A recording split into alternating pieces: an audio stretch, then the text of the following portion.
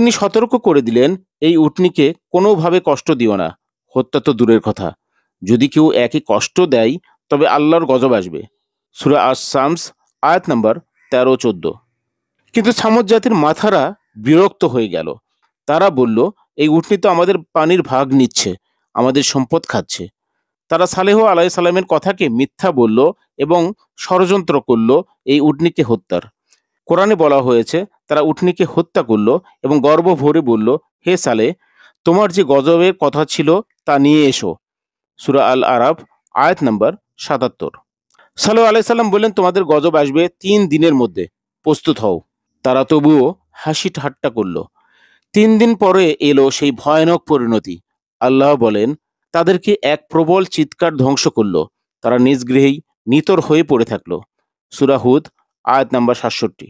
অপর আয়াতে আল্লাহ বলেন, তাদের উপরে বর্জ্যাঘাত নেমে আসে আর তারা হয়ে যায় ছাই। সূরা ফুসসিলাত আয়াত নাম্বার ১৭।